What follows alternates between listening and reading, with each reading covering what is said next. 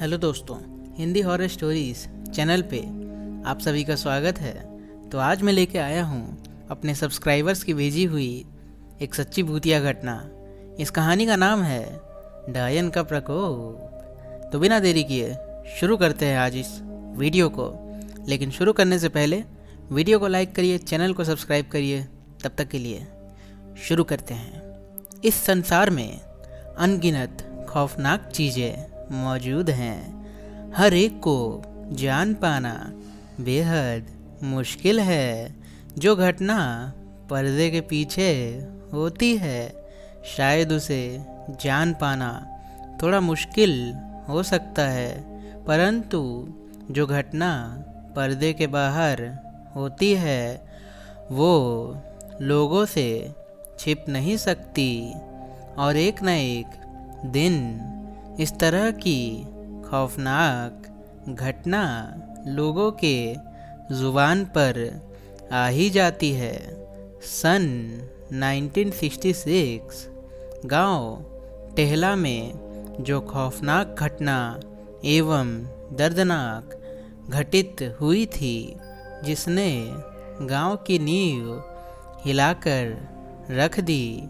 लोगों के अंदर इतनी खौफ जाग गई थी, जिसके बाद लोग उस गांव का नाम लेने से भी डरते थे।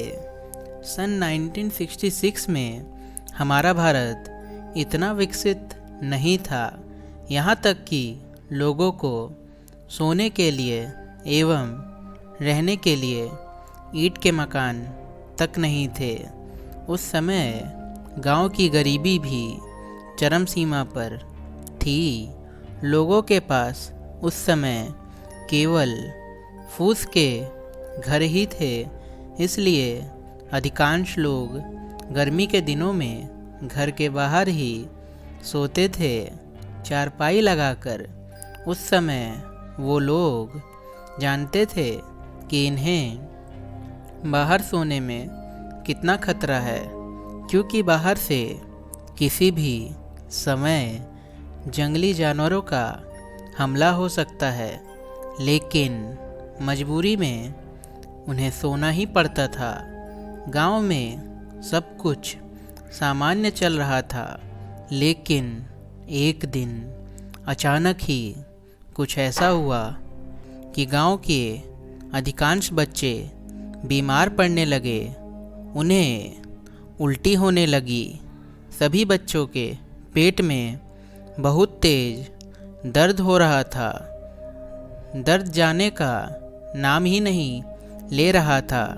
सभी बच्चों में एक बात तो सामान्य थी कि सभी के पेट में दर्द था। धीरे धीरे उनकी हालत और ख़राब हो रही थी। गांव के लोगों ने देखा कि बच्चे जब उल्टी कर रहे थे तो उनके मुंह से छोटे छोटे कीड़े निकल रहे थे। बच्चे लगातार यही कह रहे थे कि हमारे पेट के अंदर कुछ है जो चल रहा है।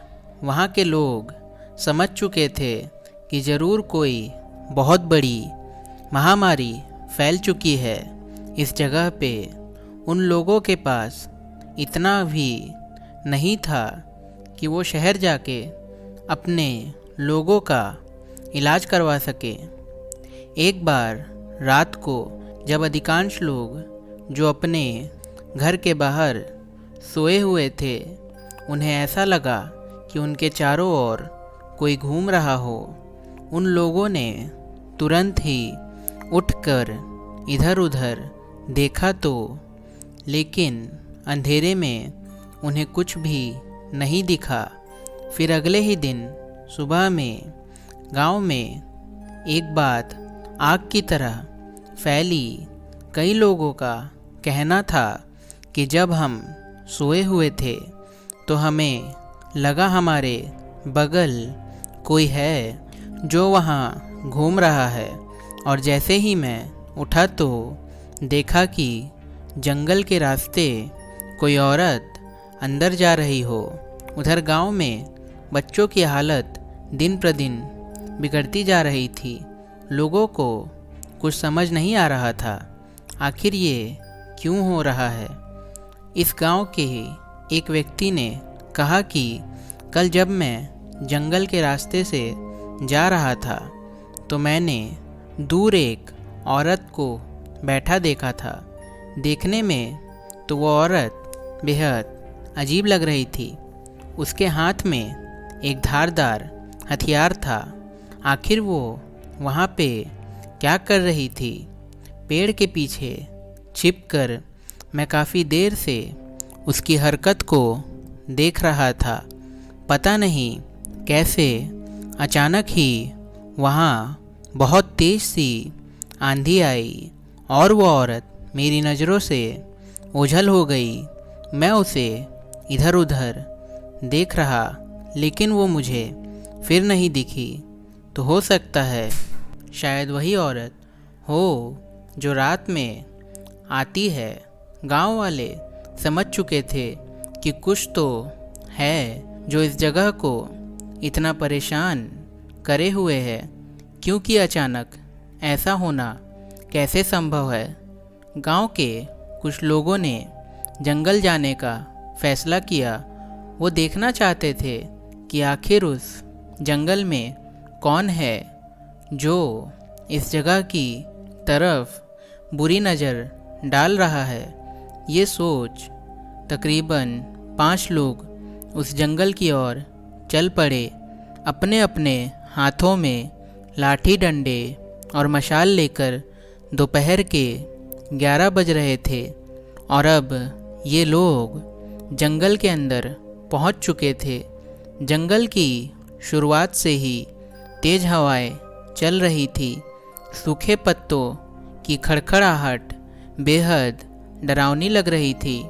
लोगों ने गौर किया कि इतने बड़े जंगल में उन्हें एक भी पशु पक्षी देखने को नहीं मिल रहा है, मानो वो कहीं विलुप्त हो गए हैं। फिर भी हिम्मत जुटाए ये लोग घने जंगल की ओर चले जा रहे थे। जंगल के काफ़ी अंदर आकर इन लोगों के पैर थम से गए। इन लोगों ने अपने अपने सामने जंगल के सारे पशु पक्षियों को मरा हुआ देखा। उन्होंने देखा कि सारे पशु पक्षी मर चुके हैं, इधर उधर बिखरे पड़े हैं। इन लोगों ने देखा कि सारे पशु पक्षियों को किसी ने नोच नोच कर खाया हो। ये देख इन लोगों के होश उड़ गए। इन लोगों को समझ में आ चुका था कि इस जंगल में ज़रूर कुछ बात है। आखिर अचानक से ऐसे हालात कैसे हो सकते हैं। इन लोगों को लग रहा था कि आखिर किस तरह की महामारी फैली है जो लोगों को तथा पशुओं को भी नहीं छोड़ रहा। इतना तो समझ में आ गया था जो कुछ भी हो रहा है इसी जंगल में मौजूद है, पर पता यह करना था आखिर यह कौन है। धीरे धीरे अब शाम हो रही थी। चारों ओर अंधेरा छा रहा था। जंगल की खौफनाक सरसराहट पूरे जंगल पर डेरा डाल चुकी थी। जब काफ़ी अंधेरा हो गया तो यह लोग अपने पास रखे मशाल को जलाकर जंगल के अंदर और अंदर जाने लगे। जंगल के काफ़ी अंदर आ जाने के बाद इन्हें अपने से थोड़ी दूर पर कुछ रोशनी सी दिखाई पड़ी। इन लोगों को लग रहा था कि इस घने जंगल में इतनी दूर आखिर यहाँ कौन है। फिर इन लोगों ने सोचा कि जो कोई भी हो चलकर देखना तो पड़ेगा ही, और वह लोग उसी तरफ चले जाने लगे। जैसे जैसे ये लोग वहाँ तक पहुँचने वाले थे वैसे वैसे इनके कानों में कई बच्चों के चिल्लाने की आवाज़ आ रही थी।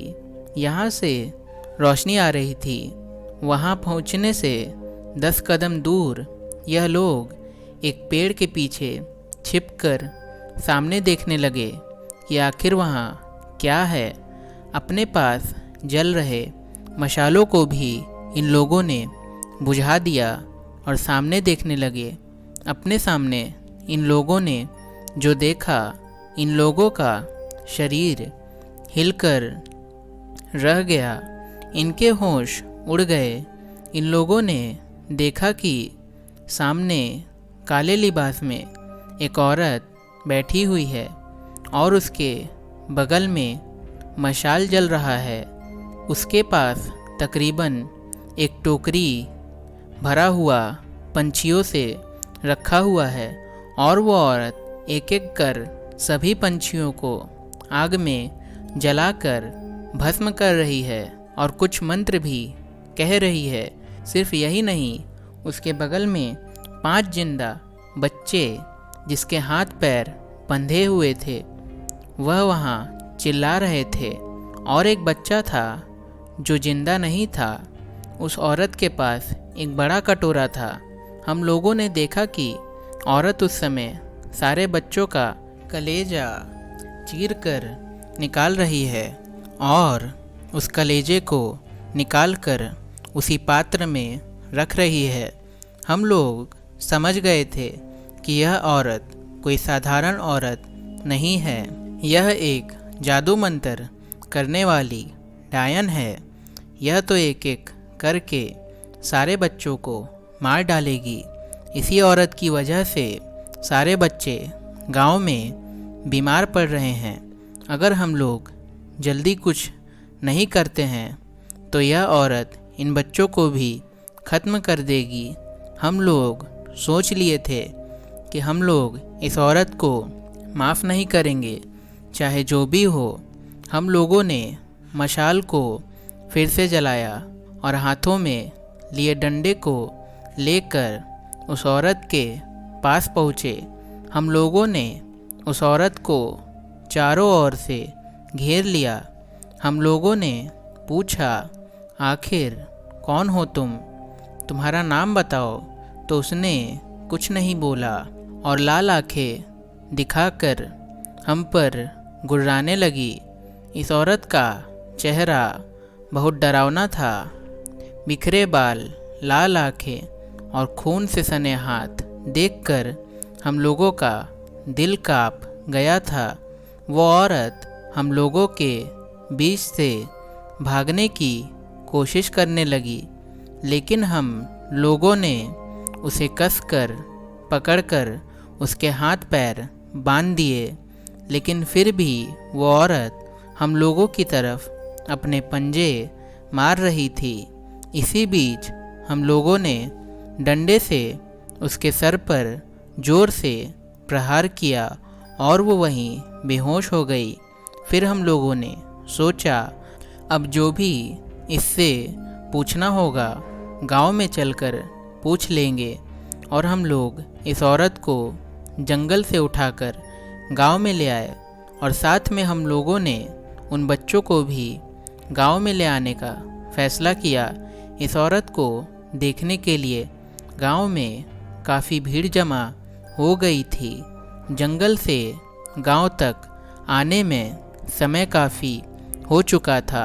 रात के तकरीबन 1 बज रहे थे।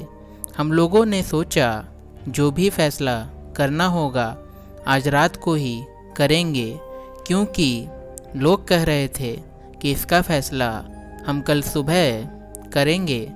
लेकिन हम लोगों ने सोचा कि ऐसा ना हो कि सुबह के चक्कर में कहीं ये औरत यहाँ से भाग जाए तो हमारे लिए काफ़ी घातक साबित होगा। गांव के लोगों ने उस औरत को एक पेड़ से बांध दिया।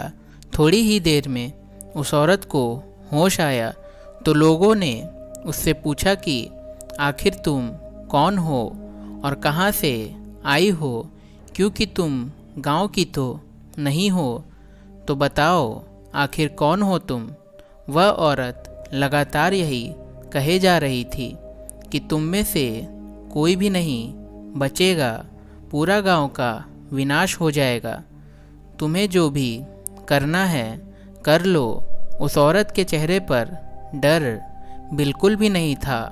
गांव में गुस्साए लोगों ने उस औरत पर मिट्टी का तेल छिड़क कर उसे जिंदा जला दिया। जिंदा जल रही औरत इतना तेज चिल्ला रही थी मानो उसकी खौफनाक चीखें कलेजा चीर दे। देखते ही देखते वो औरत जलकर खाक हो गई और उसकी हड्डियाँ वहीं बिखर कर पेड़ के नीचे पड़ी हुई थी। गांव के लोगों ने वहां से सारी हड्डियाँ चुनकर एक घड़े में रख दिया और उसे नदी में प्रवाहित कर दिया। लोग समझ रहे थे अब उनकी परेशानियां दूर हो गई, क्योंकि इन लोगों के सभी बच्चे ठीक हो चुके थे। पर इस घटना के 2 दिन बाद बहुत सारे लोगों ने गांव में यह बात फैलानी शुरू कर दी कि जब वे सोते हैं तो वो जली हुई औरत रातों को नींद में आती है। बात यहीं ख़त्म नहीं हुई। कुछ लोगों ने तो यह भी दावा किया कि उस औरत को उसी पेड़ के नीचे देखे हैं वो लोग। कुछ ही दिन बाद उस गांव में ऐसा प्रकोप छा गया कि लोग उस गांव को छोड़कर कहीं और चले गए। अभी तक यह पता नहीं लग पाया है कि बाद में डायन ने कैसा प्रकोप ढाया कि सारे गांव वाले इधर उधर हो गए। अभी तक उस गांव को भूतिया गांव माना जाता है। उस गांव का नाम लेते ही लोगों की रूह कांप जाती है। तो कहानी अगर पसंद आई है तो लाइक करिए इस वीडियो को, सब्सक्राइब करिए इस चैनल को। तब तक के लिए चलते हैं रोज़ की तरह। बाय यार, बहुत लंबी कहानी थी।